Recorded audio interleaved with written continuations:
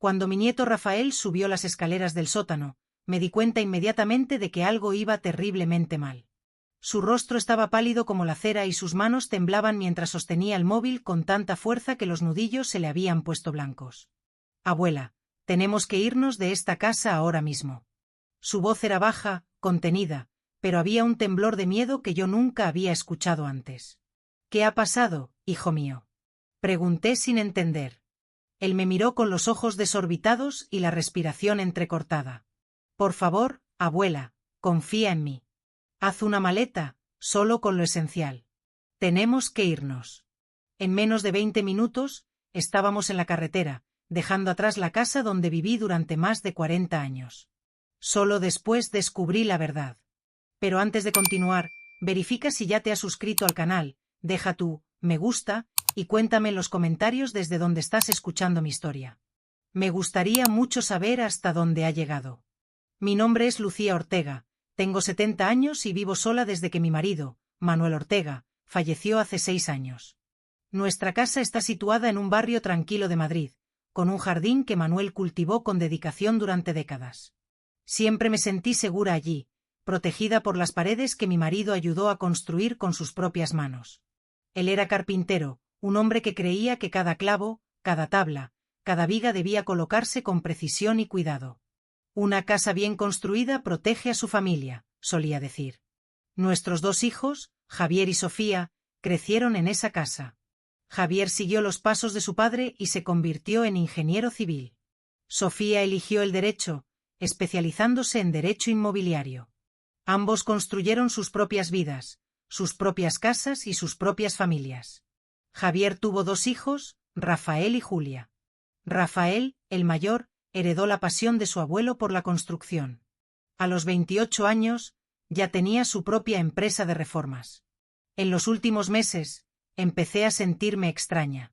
Me despertaba con dolores de cabeza persistentes, náuseas que hacían imposible comer algo más sustancial que una tostada, y un mareo constante que me obligaba a agarrarme a los muebles mientras caminaba por la casa. El médico dijo que era normal para mi edad. Su cuerpo está cambiando, doña Lucía. Vamos a ajustar sus medicamentos. Pero los nuevos medicamentos no ayudaron. De hecho, parecía que cada vez estaba más débil. Perdí peso. Mi rostro en el espejo parecía más pálido y viejo cada día. Javier comenzó a visitarme con más frecuencia, trayendo comida que yo apenas podía probar y revisando los sistemas de la casa. Estoy haciéndolo todo más eficiente para ti, mamá, explicaba mientras sellaba antiguas salidas de aire e instalaba un nuevo detector de monóxido de carbono. Esto reducirá tus facturas de calefacción. Sofía también aparecía regularmente, siempre trayendo documentos para que los firmara. Solo son actualizaciones del testamento, mamá, decía con una sonrisa tranquilizadora. Es importante mantener todo en orden, especialmente ahora. Aquella mañana de octubre, Rafael apareció inesperadamente. Venía con menos frecuencia desde que había discutido con su padre sobre algún asunto de la empresa. Abrí la puerta y lo vi allí parado con su caja de herramientas, la misma que había pertenecido a Manuel. Hola, abuela, dijo sonriendo, pero la sonrisa desapareció rápidamente al mirarme. No tienes buen aspecto. Es solo la edad, respondí, haciéndole pasar. ¿Qué te trae por aquí? Vine a revisar esa fuga en el sótano que mencionaste por teléfono, respondió, dejando la caja de herramientas sobre la mesa de la cocina. Y pensé que podría echar un vistazo general a la casa también. Asentí, agradecida por su ayuda. Rafael siempre fue atento y, desde la muerte de su abuelo, parecía sentir una responsabilidad especial hacia mí. Se parecía tanto a Manuel, no solo físicamente, con la misma mandíbula fuerte y los mismos ojos castaños observadores, sino también en la manera meticulosa de abordar su trabajo. El café está listo, ofrecí, pero se me revolvió el estómago solo de pensar en beber. Abuela, ¿estás comiendo bien? Preguntó preocupado. Cuando puedo, respondí honestamente. Tengo el estómago revuelto. Rafael frunció el ceño, pero no insistió. Cogió la caja de herramientas y bajó al sótano. Me quedé en la cocina intentando obligarme a beber un poco de té. Por la ventana podía ver el roble que Manuel plantó cuando nació Javier. Ahora majestuoso, sus hojas empezaban a dorarse con el otoño de Madrid. El tiempo pasó y Rafael no volvía. Empecé a preocuparme. Llamé su nombre desde la puerta del sótano, pero no hubo respuesta. Estaba a punto de bajar cuando escuché sus pasos subiendo la escalera. Cuando emergió del sótano, me quedé impactada por su apariencia. Estaba cubierto de polvo, con manchas de sudor en la frente, a pesar del frío de octubre. Pero fue su rostro lo que me asustó. Una mezcla de rabia, miedo e incredulidad. Abuela, dijo, con la voz contenida y temblando ligeramente. ¿Quién ha estado haciendo trabajos en la casa recientemente? Tu padre, respondí. Ha venido regularmente para mejorar la eficiencia energética. ¿Por qué? Rafael se quedó inmóvil por un momento, luego lentamente puso su móvil sobre la mesa de la cocina y lo empujó hacia mí. Necesito que veas esto, dijo. En la pantalla del móvil vi una serie de fotos que parecían haber sido tomadas en el sótano. Tuberías, cables y una pequeña caja metálica conectada a lo que parecía ser la tubería principal de gas de la casa. ¿Qué es esto? Pregunté confundida por lo que estaba viendo. Es un sistema para liberar monóxido de carbono en tu habitación, dijo Rafael, su voz baja pero intensa. Está conectado a tu calefacción. Cuando la calefacción se enciende por la noche, se liberan pequeñas cantidades de gas. Me quedé paralizada, incapaz de procesar lo que me estaba diciendo. Eso no puede ser cierto, murmuré. Debe haber algún error. No hay ningún error, abuela. Rafael deslizó hacia otra foto, mostrando una sección de lo que parecía ser una pared. ¿Ves estas salidas de aire selladas? Están estratégicamente cerradas para mantener el gas concentrado en tu cuarto. ¿Y esto? Mostró otra foto. Es tu detector de monóxido de carbono. Ha sido manipulado para que no funcione. Mi corazón latía tan fuerte que podía escucharlo en mis oídos. ¿Pero quién haría esto y por qué? Rafael respiró hondo, como si se estuviera preparando para decir algo terrible. Abuela, tus síntomas, dolores de cabeza, náuseas, mareos, son todos signos de envenenamiento por monóxido de carbono. Alguien está intentando matarte lentamente, haciendo que parezca una muerte natural por la edad. El mundo parecía desmoronarse a mi alrededor. Las paredes de la cocina, tan familiares, de repente parecían amenazadoras. El suelo bajo mis pies parecía inestable. ¿Tu padre? Susurré. ¿Estás diciendo que Javier hizo esto? Él es el único que ha estado haciendo modificaciones en la casa, respondió Rafael, sujetando mis manos. Y tiene el conocimiento técnico para ello. Abuela, tenemos que salir de aquí ahora. Haz una maleta pequeña. Solo lo esencial. No podemos decirle a nadie a dónde vamos. Pero esta es mi casa, protesté débilmente. Manuel la construyó. Ya no es segura, interrumpió Rafael gentilmente, pero con firmeza. Por favor, abuela, confía en mí. Algo en la intensidad de sus ojos, tan parecidos a los de Manuel, me convenció. Asentí lentamente y me levanté, apoyándome en la mesa para equilibrarme. Hacer la maleta fue una pesadilla nebulosa. Mis manos temblaban mientras metía algo de ropa, mis medicinas y la foto de Manuel que tenía en la mesita de noche en una pequeña maleta. Rafael me apresuraba gentilmente, vigilando constantemente por la ventana, como si esperara que alguien llegara en cualquier momento. ¿Lista? Preguntó cuando volví al salón con la maleta. No le digas a nadie a dónde vamos. No contestes al teléfono si tus hijos llaman. Mientras subía a su furgoneta, miré por última vez mi casa, 43 años de recuerdos, criando hijos, envejeciendo con Manuel, enfrentando la viudez. Y ahora todo estaba manchado por algo monstruoso. Rafael condujo durante casi una hora, mirando ocasionalmente por el retrovisor. Mi móvil sonó varias veces en mi bolso. El nombre de Javier parpadeaba en la pantalla. Cada vez, Rafael negaba con la cabeza y yo dejaba que saltara el buzón de voz. ¿A dónde vamos? Pregunté finalmente cuando el silencio se hizo insoportable. A un hotel por ahora, respondió. Necesitamos alejarnos y pensar en el siguiente paso. Rafael, ¿realmente crees que tu padre? ¿Que Javier? No conseguí completar la frase. La idea de que mi propio hijo pudiera querer matarme era impensable. Rafael apretó el volante hasta que los nudillos se le pusieron blancos. No quiero creerlo, abuela, pero las pruebas están ahí. Ese sistema no se instaló solo y papá fue el único que hizo mejoras en la casa en los últimos meses. Llegamos a un pequeño hotel de carretera, el tipo de lugar donde nadie hace muchas preguntas. Rafael pagó en efectivo por una noche, usando solo su nombre de pila. En la habitación sencilla, me senté en el borde de la cama, exhausta y desorientada, mientras él cerraba las cortinas y comprobaba el cerrojo de la puerta. «Tenemos que hablar sobre lo que ha pasado», dijo, sentándose en la única silla de la habitación. «Y necesitamos entender por qué harían esto». Aquella noche, ninguno de los dos durmió. Rafael investigaba en su portátil mientras yo miraba fijamente al techo, intentando entender cómo mi vida se había puesto patas arriba en un solo día. Por la mañana, Rafael tenía algunas respuestas. «La empresa de papá está en quiebra», dijo, mostrándome noticias online. «Perdieron un gran contrato hace 6 meses, y desde entonces han estado despidiendo empleados». «Javier nunca mencionó problemas financieros», dije, intentando absorber esta nueva información.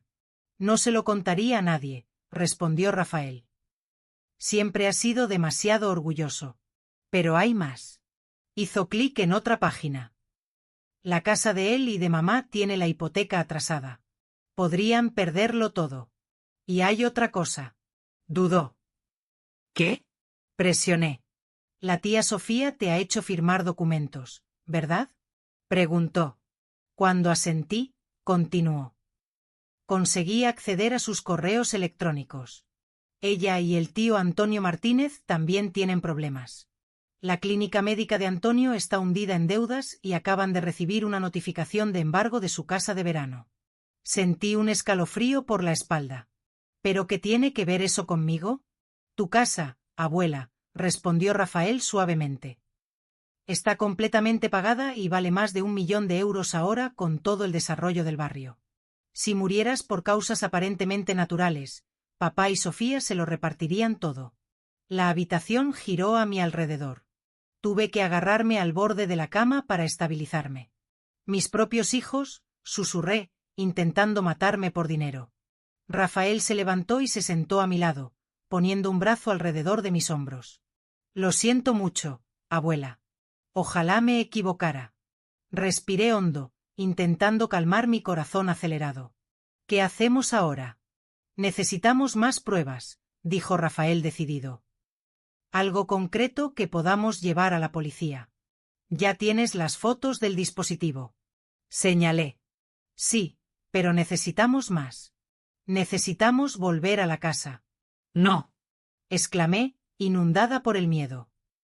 «Es demasiado peligroso». «Confía en mí, abuela», dijo, con sus ojos serios. «Tengo un plan». A la tarde siguiente, aparcamos a una manzana de distancia de mi casa. La furgoneta de Javier estaba en la entrada.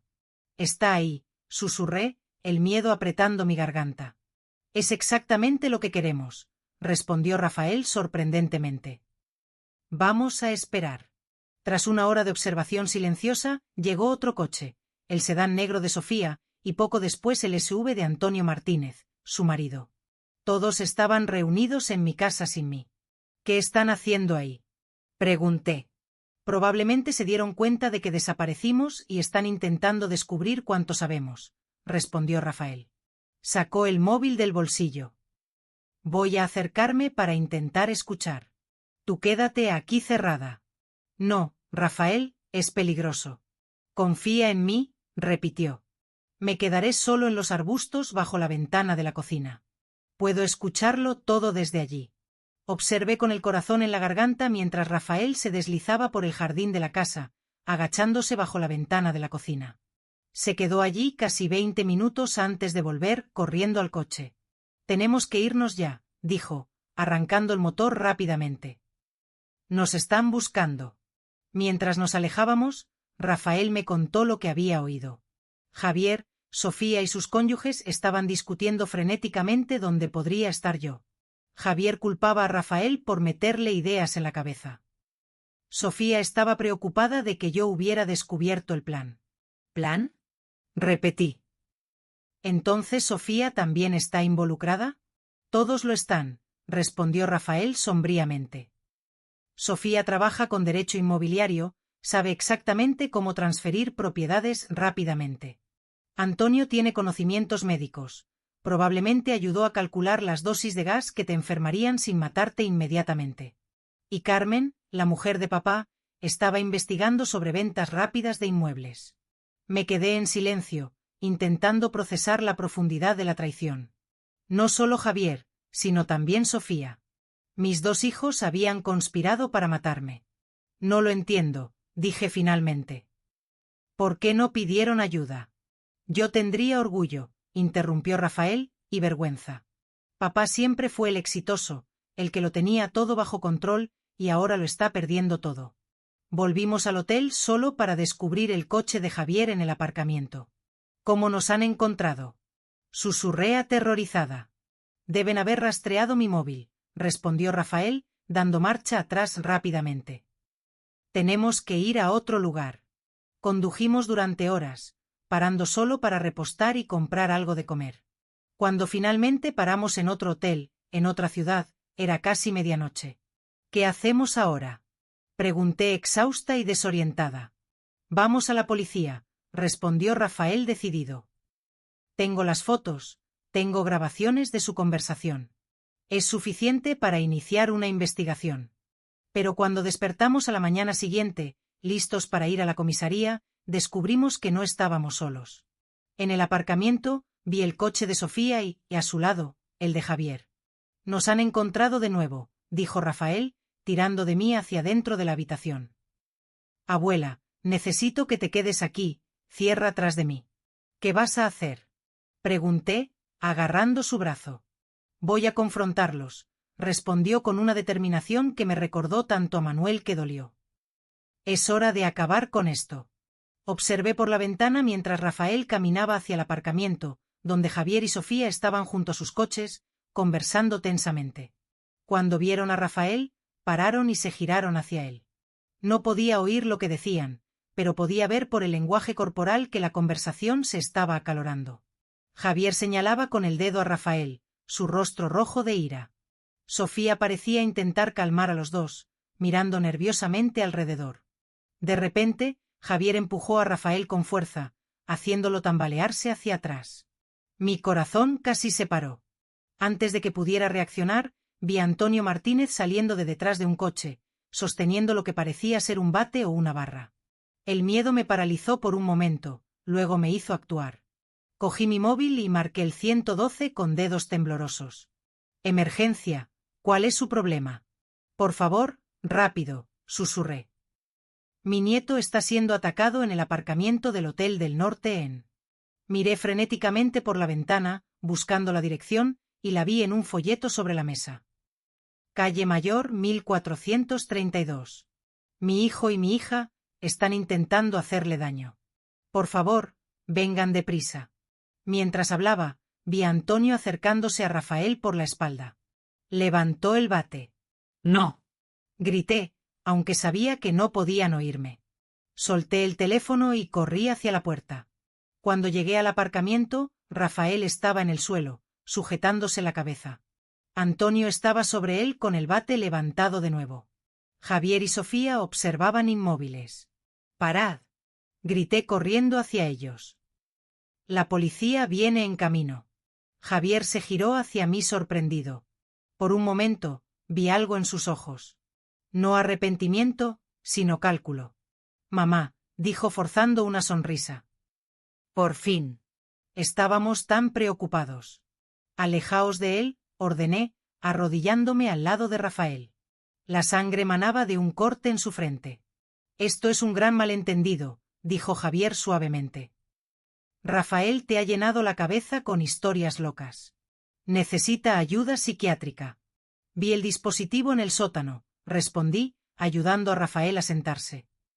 Vi el monóxido de carbono. El rostro de Javier cambió, la máscara de preocupación desapareció. No entiendes por lo que estamos pasando. Entonces explícame, desafié, levantándome para encararlo. Explícame por qué mis propios hijos intentaron matarme. Fue Sofía quien dio un paso al frente, su rostro una mezcla de vergüenza y determinación fría. No era para que sufrieras, mamá. Simplemente no despertarías un día. Sería rápido, indoloro. La frialdad en su voz me impactó más que sus palabras. Como si mi vida fuera solo un obstáculo inconveniente. ¿Para qué? Pregunté, mirando de uno al otro. ¿Por dinero? Javier lo ha perdido todo, dijo Sofía, mirando a su hermano. La empresa está en quiebra, la casa está siendo ejecutada y Antonio miró a su marido. Antonio necesita una cirugía costosa que el seguro no cubre. Estamos desesperados. Podríais haber pedido ayuda, susurré. Yo habría hecho cualquier cosa. No habría sido suficiente, interrumpió Javier. Necesitamos vender tu casa. Es la única manera. El sonido de sirenas a lo lejos hizo que todos miráramos hacia la calle. Javier se giró hacia mí, sus ojos ahora llenos de una rabia fría. ¿Has llamado a la policía contra tu propia familia? Vosotros ya no sois mi familia, respondí, sorprendiéndome a mí misma con la firmeza de mi voz. Renunciasteis a ese derecho cuando decidisteis que mi vida valía menos que el dinero. Javier dio un paso hacia mí, pero Rafael se levantó, tambaleándose ligeramente. No te acerques a ella, advirtió. Las sirenas estaban más fuertes ahora. Javier miró frenéticamente alrededor, luego a Sofía y Antonio. Tenemos que salir de aquí, dijo urgentemente. Es demasiado tarde, respondió Rafael, sujetando mi brazo para apoyarse. Se acabó. 2 coches de policía entraron en el aparcamiento, con las luces parpadeando. Javier hizo un último intento desesperado. Mamá, por favor, somos tu familia. No nos hagas esto. Miré el rostro del hombre que crié, que acuné en mis brazos, al que enseñé a caminar, y no vi nada del niño que conocí. Os habéis hecho esto a vosotros mismos, respondí, girándome hacia los agentes que se acercaban. Los días que siguieron fueron una serie interminable de declaraciones, exámenes y preguntas. La policía investigó mi casa y encontró exactamente lo que Rafael había documentado, un sistema sofisticado diseñado para liberar monóxido de carbono en mi habitación mientras dormía. El detector había sido saboteado. Encontraron correos electrónicos y mensajes de texto entre Javier, Sofía y sus cónyuges, discutiendo el plan y cuánto valía mi casa. El fiscal dijo que era un caso sólido, intento de homicidio premeditado y conspiración. Javier, Carmen, Sofía y Antonio Martínez fueron todos detenidos a la espera de juicio. Me quedé temporalmente con Rafael, incapaz de volver a mi casa. Cada vez que cerraba los ojos, veía el rostro frío de Javier, oía la voz calculadora de Sofía. ¿Cómo mis propios hijos podían haberme traicionado tan completamente? ¿Vas a testificar?, preguntó Rafael una noche, mientras cenábamos en su pequeño apartamento. Miré por la ventana hacia la ciudad desconocida allá afuera. ¿Tengo elección? Siempre hay elección, abuela, respondió él gentilmente. No tienes que hacerlo si es demasiado doloroso. Pensé en Manuel, en cómo valoraba la honestidad por encima de todo. Voy a testificar, decidí. Por la verdad. El juicio fue más rápido de lo que esperaba. Las pruebas eran abrumadoras. El juez permitió que hablara durante la sentencia. Estos son mis hijos, dije, mirando directamente a Javier y Sofía. Los llevé en mi vientre, los amamanté, les enseñé a andar y a hablar. Me sacrifiqué por ellos, los amé incondicionalmente y, a cambio, transformaron la casa que su padre construyó en una trampa mortal. Transformaron su amor en traición. Javier miraba fijamente a la mesa. Sofía lloraba silenciosamente. Pero no soy la única víctima aquí, continué. También traicionaron a su padre, que trabajó toda la vida para darles un hogar seguro. Traicionaron a sus propios hijos, enseñándoles que la vida humana vale menos que el dinero. Miré a Rafael, sentado en la primera fila. Pero no todo se ha perdido. Mi nieto, que carga el legado de su abuelo, no solo en sus habilidades, sino en su carácter, salvó mi vida. Él probó que la honestidad y la integridad que Manuel valoraba sobreviven en él. La sentencia llegó rápidamente. Javier recibió 15 años por intento de homicidio y conspiración. Sofía recibió 12 años. Antonio Martínez y Carmen, 8 años cada uno. Los observé siendo llevados esposados, sintiendo un vacío que nunca imaginé posible. Rafael me llevó de vuelta a su apartamento. Me senté en el sofá, exhausta emocional y físicamente. ¿Qué vas a hacer ahora, abuela? Preguntó él, sentándose a mi lado. Miré por la ventana. No lo sé. No puedo volver a aquella casa. Puedes venir a vivir conmigo, ofreció él. Sonreí débilmente. Eres joven, Rafael. Necesitas tu propia vida, no una abuela a la que cuidar. ¿Y si encontráramos un lugar para ti cerca de mí? ¿Un apartamento pequeño, fácil de mantener? La idea tenía mérito, un nuevo comienzo, lejos de los recuerdos envenenados de la casa antigua. Quizás, acepté, pero primero necesito volver una última vez. Hay cosas que quiero recoger. 2 días después, Rafael me llevó de vuelta a la casa. Entrar fue más difícil de lo que imaginé. Cada habitación contenía recuerdos, algunos buenos, otros ahora manchados por la traición. En mi cuarto me detuve en la puerta, incapaz de entrar. No puedo dormir aquí de nuevo, dije a Rafael, sabiendo lo que habían planeado. No hace falta, respondió él gentilmente. Ya he recogido las cosas que pediste.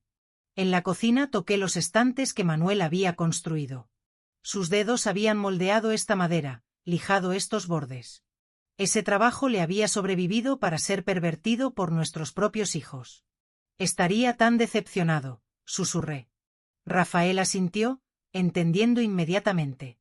El abuelo valoraba la familia por encima de todo. Habría estado orgulloso de ti, respondí, mirando a mi nieto. Por salvarme, por hacer lo correcto, aunque fuera tan difícil.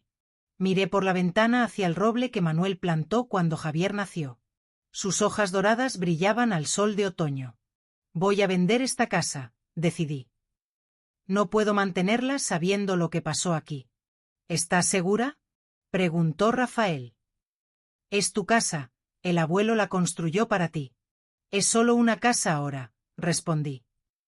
Los valores que Manuel puso en ella, seguridad, protección, amor, fueron corrompidos. Pero esos valores sobreviven en ti, Rafael, y eso es lo que importa. Una semana después, puse la casa a la venta. El agente inmobiliario dijo que el mercado estaba activo, muchas familias jóvenes buscando casas en el barrio. No le conté la historia siniestra detrás de la venta. Rafael me ayudó a encontrar un pequeño apartamento a pocas manzanas del suyo. Estaba en la planta baja, con un pequeño jardín donde podría cultivar algunas flores. No era mucho, pero era seguro y mío. Las semanas se transformaron en meses.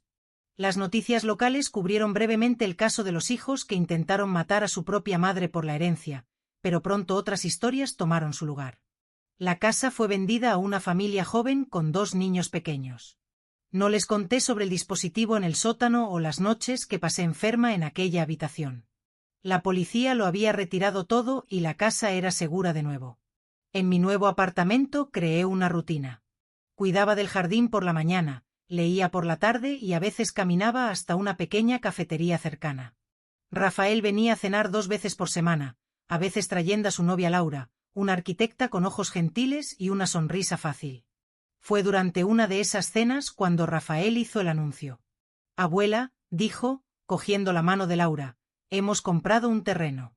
Vamos a construir nuestra propia casa. Eso es maravilloso, respondí genuinamente feliz por ellos. Y quería enseñarte los planos, continuó él, desenrollando algunas plantas sobre la mesa. Porque he incorporado algunos de los elementos que el abuelo usó en la casa antigua. Miré los dibujos, reconociendo inmediatamente ciertos aspectos: la distribución del salón, el diseño de las estanterías empotradas, el tipo de acabado en los marcos de las puertas. Quería honrar el legado del abuelo, explicó Rafael. La manera en que construía, con cuidado y atención a los detalles. Laura ha ayudado a modernizar el diseño, pero mantuvimos los principios que él valoraba. Toqué el papel suavemente, trazando las líneas con los dedos. Manuel siempre decía que una casa bien construida protege a su familia, murmuré. Y eso es lo que estamos construyendo, dijo Laura, sonriendo. Un lugar seguro, como él habría hecho. En aquel momento, sentí una emoción que no experimentaba hacía mucho tiempo: esperanza. A pesar de todo lo que había pasado, el verdadero legado de Manuel continuaba, no en las paredes de la casa antigua, sino en las manos y en el corazón de su nieto. Los meses pasaron y mi nueva vida tomó forma. Llegó la primavera, trayendo flores a mi pequeño jardín. Mi salud mejoró, los dolores de cabeza desaparecieron. Recuperé algo de peso y podía andar sin agarrarme a los muebles para equilibrarme. Fue como despertar de una larga pesadilla. Una mañana de abril, recibí una carta de la prisión. El nombre de Javier estaba en el remitente. Me quedé mirando el sobre durante mucho tiempo, incapaz de abrirlo. Finalmente, lo guardé en un cajón sin leer. A la semana siguiente, llegó una carta de Sofía. También la dejé cerrada. ¿No vas a leerlas?, preguntó Rafael cuando le conté sobre las cartas. Negué con la cabeza. Aún no estoy lista para escuchar lo que tienen que decir. Él asintió comprensivo. Sin prisa, abuela. No les debes nada. Había días en los que me sorprendía pensando en cómo llegamos a aquel punto. Como mis hijos, a los que había criado para ser honestos y compasivos, podrían haberse transformado en personas capaces de tal traición. Intentaba recordar señales que podría haber pasado por alto, momentos de crueldad o egoísmo cuando eran jóvenes que podrían haber predicho lo que harían. Pero la verdad es que no había señales obvias. Javier y Sofía fueron niños normales que se convirtieron en adultos ambiciosos. Tal vez fue eso, la creencia de que el éxito material era más importante que la integridad, o tal vez fue simplemente la desesperación ante el fracaso financiero. En junio, la construcción de la casa de Rafael y Laura estaba bien encaminada. Me llevaban regularmente a ver el progreso. Rafael había asumido gran parte del trabajo manual, tal como Manuel habría hecho. Lo observaba instalando marcos de puertas con la precisión meticulosa que había aprendido de su abuelo. Estaría tan orgulloso, dije cuando Rafael terminó de instalar una serie de estanterías en el salón. Intento preguntarme qué haría él en cada etapa, respondió Rafael, pasando la mano por la madera. ¿Cómo resolvería él cada problema? Aquel día, al volver a mi apartamento, encontré otra carta de Javier esperando. Esta vez, algo me impulsó a abrirla. Querida mamá, comenzaba, no sé si estás leyendo estas cartas, pero sigo escribiendo con la esperanza de que un día las leas.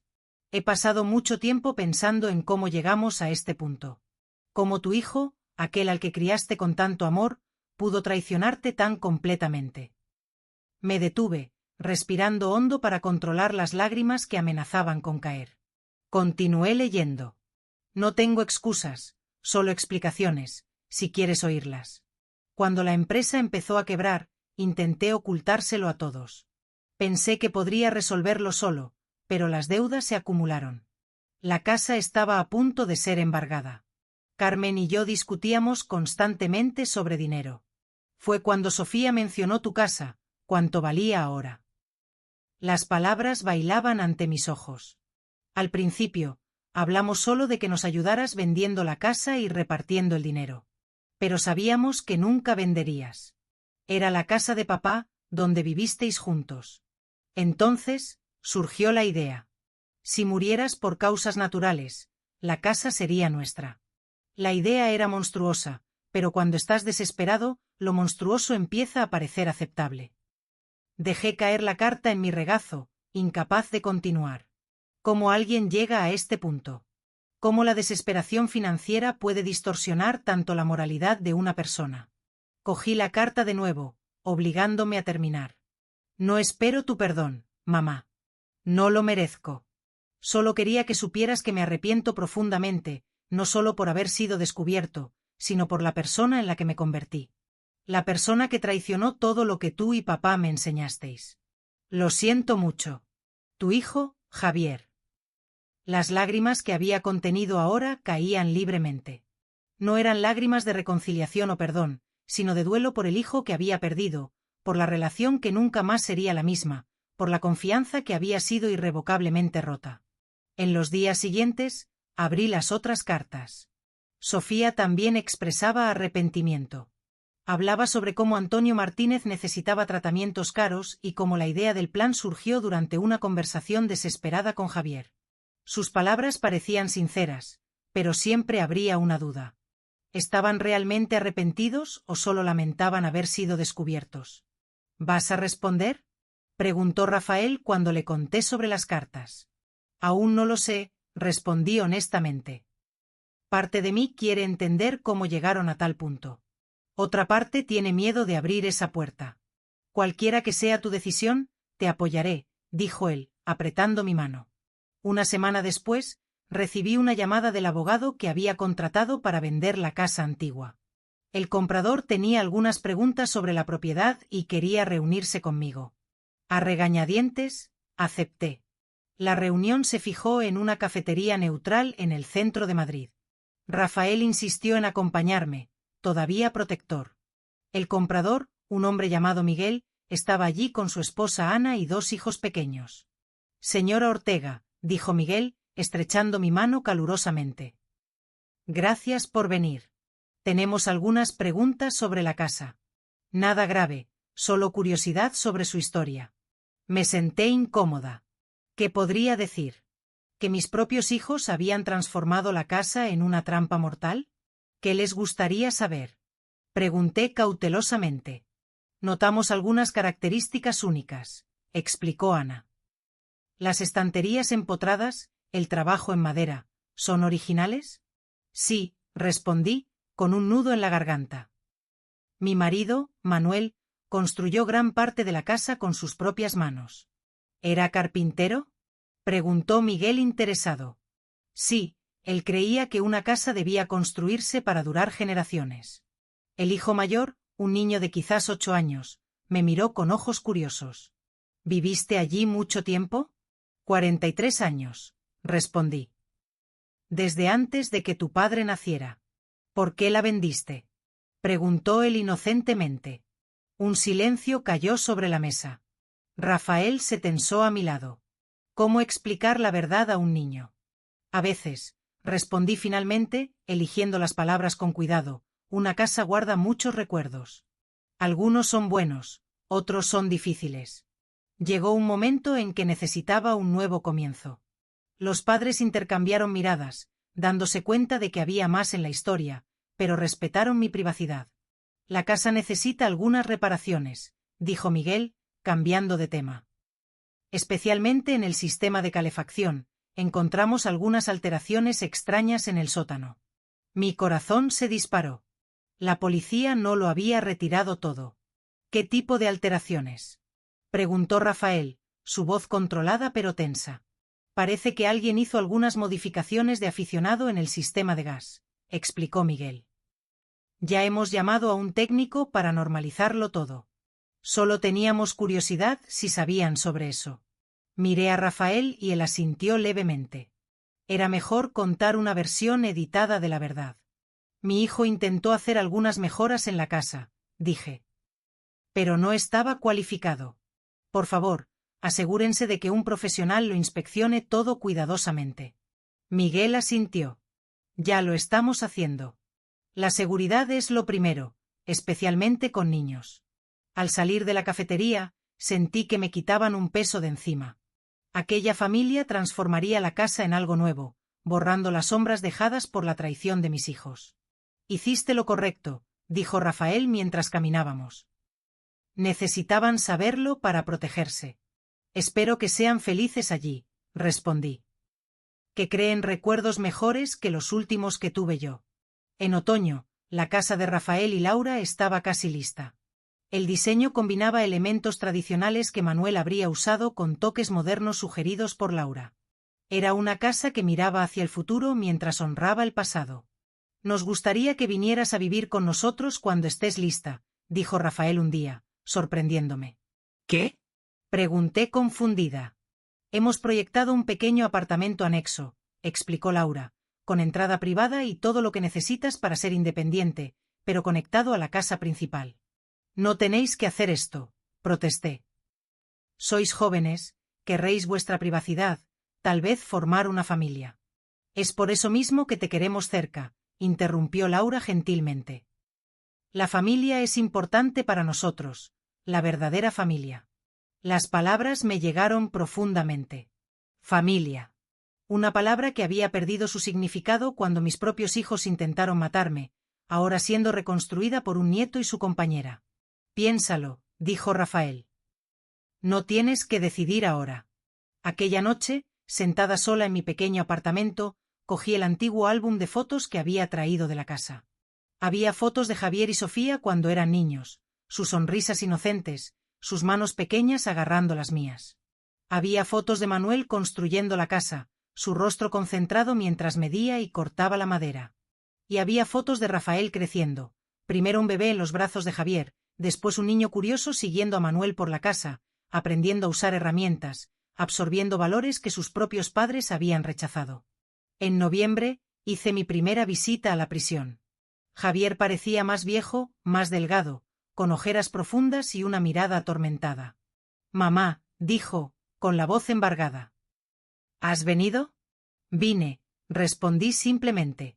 Nos quedamos en silencio por un momento. El peso de todo lo que había pasado flotaba entre nosotros. «Leí tus cartas», dije finalmente. «Todas». Javier bajó la mirada. «Lo siento, mamá, más de lo que puedo expresar». «¿Por qué?», pregunté.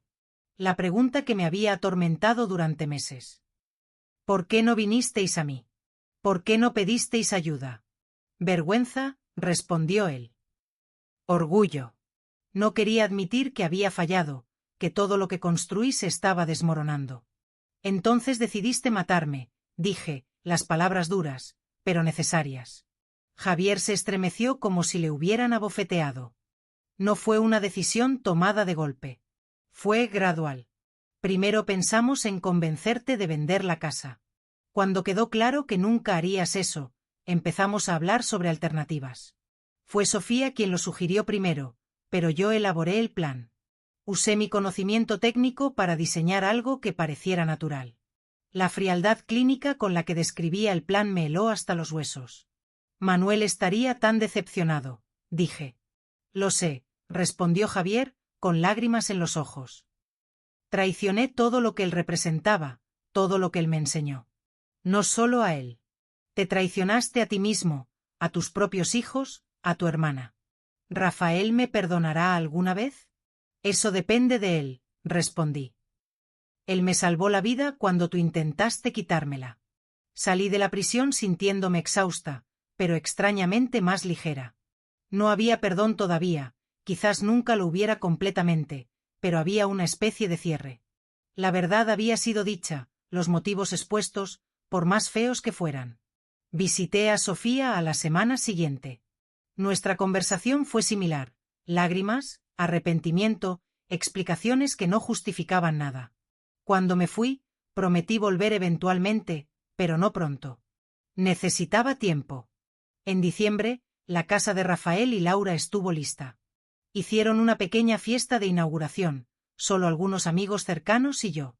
El pequeño apartamento anexo estaba listo también, esperando mi decisión. Caminé por las habitaciones, tocando las paredes, las estanterías, los marcos de las puertas.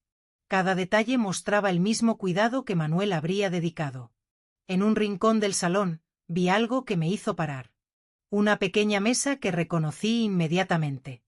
«Es la mesita de noche del abuelo», explicó Rafael, notando mi mirada. «La que hizo para vuestro dormitorio. Conseguí restaurarla». Toqué la madera pulida, recordándome de Manuel trabajando en ella en su taller, lijando cada superficie hasta que quedara perfectamente lisa. «La puse aquí para que decidas si la quieres en tu cuarto, en caso de que decidas quedarte con nosotros», continuó Rafael. Miré a mi alrededor, a la casa construida con tanto amor y cuidado, al nieto que había heredado no solo las habilidades del abuelo, sino su integridad y compasión. A Laura, que había aceptado un proyecto de vida que incluía a una señora mayor con una historia complicada. «Me quedaré», decidí, «si la invitación sigue en pie». Rafael sonrió, la misma sonrisa que Manuel tenía cuando terminaba un proyecto particularmente satisfactorio. Siempre lo ha estado. Me mudé una semana antes de Navidad. El apartamento anexo era perfecto, pequeño pero cómodo, con ventanas grandes que dejaban entrar mucha luz y una puerta que conectaba a la casa principal cuando yo quisiera compañía.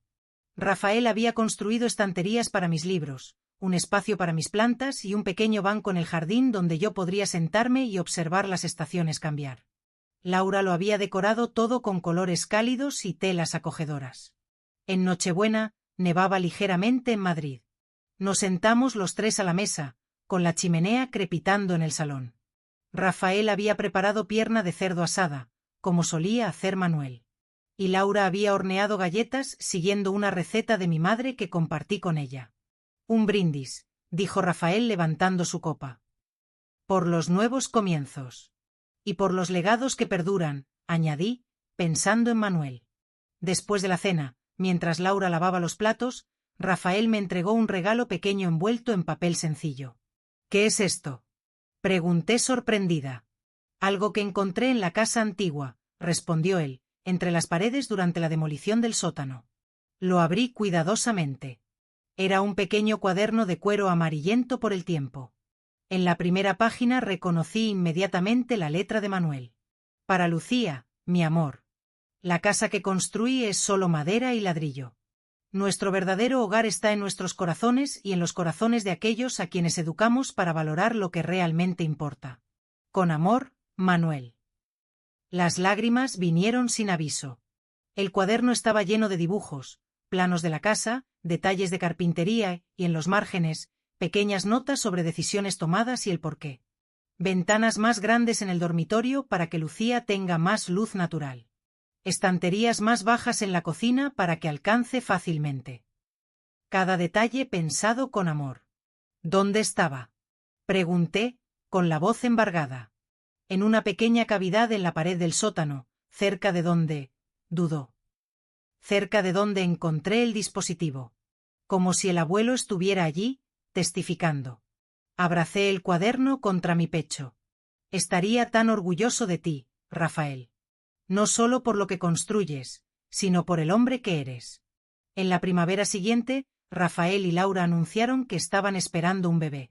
La noticia trajo una alegría que no sentía hacía mucho tiempo. Habría una nueva generación, una oportunidad de transmitir los valores que realmente importaban. Continué visitando a Javier y Sofía en la prisión, pero con menos frecuencia. Nuestros encuentros eran difíciles, llenos de silencios incómodos y arrepentimientos tardíos. ¿Había perdonado? No completamente, pero estaba aprendiendo a separar el amor que aún sentía por mis hijos del horror por lo que habían hecho. En una tarde de junio, me senté en el banco del jardín, observando a Rafael trabajar en la construcción de un columpio para su futuro hijo. Sus movimientos eran precisos, cada medida verificada 2 veces antes de cortar la madera. Va a ser lo suficientemente fuerte para durar generaciones, dijo él cuando se dio cuenta de que lo observaba. Como todo lo que construyes, respondí. Pensando sobre todo lo que había pasado, me di cuenta de que Manuel tenía razón en sus palabras en el cuaderno. Nuestra casa verdadera no era de madera y ladrillo, sino que existían los valores que sobrevivían en las manos habilidosas de Rafael, en su sentido de integridad, en su capacidad de construir en vez de destruir. Javier y Sofía habían traicionado esos valores, transformando el trabajo de amor de Manuel en un arma, pero no habían conseguido destruir su verdadero legado. Él continuaba, más fuerte que nunca, en nuestro nieto. A finales del verano, recibí una carta inesperada. Era de Julia, la hija de Javier y hermana de Rafael. Se había alejado tras descubrir lo que su padre había hecho, mudándose a otra ciudad y cortando el contacto con la familia. Ahora escribía, pidiendo visitarme. Claro que debes verla, dijo Rafael cuando le mostré la carta. Había tensión en su voz. Él y su hermana se habían distanciado mucho antes de que todo esto ocurriera. Julia llegó un domingo soleado. Estaba más delgada de lo que recordaba, con ojos cautelosos y una sonrisa vacilante. Abuela, dijo, abrazándome tentativamente. Te he echado de menos. Yo también a ti, respondí. Ella miró alrededor, admirando la casa de Rafael. Es preciosa. Parece algo que el abuelo Manuel habría construido. Esa era la intención, respondió Rafael, apareciendo en la puerta. Hubo un momento de tensión. Entonces él cruzó el salón y abrazó a su hermana. Durante el almuerzo, Julia nos contó sobre su vida. Un nuevo trabajo, un nuevo comienzo en otra ciudad. Habló sobre visitar a su padre en la prisión, sobre la vergüenza que sentía por lo que él había hecho. ¿Cómo supiste dónde encontrarme? Pregunté. Papá me contó que estabas viviendo con Rafael, respondió ella. Dijo que debería buscaros, que la familia verdadera no debería ser destruida por sus errores. Las palabras me sorprendieron. Tal vez hubiera alguna redención para Javier, algún aprendizaje tardío sobre lo que realmente importaba. Aquella noche, después de que Julia se fuera, prometiendo volver, me senté con Rafael y Laura en el porche, observando la puesta de sol. La mano de Laura descansaba protectoramente sobre su barriga ya visible. ¿Crees que la familia puede curarse después de algo así?, preguntó Rafael, con su voz baja y pensativa. No lo sé, respondí honestamente. Algunas heridas son demasiado profundas para cicatrizar completamente, pero quizás podamos construir algo nuevo a partir de las ruinas. Algo diferente, pero aún valioso. Como esta casa, sugirió Laura. Exactamente, asentí. La casa antigua fue corrompida, pero los valores que la sustentaban, cuidado, atención a los detalles, protección de la familia, sobrevivieron.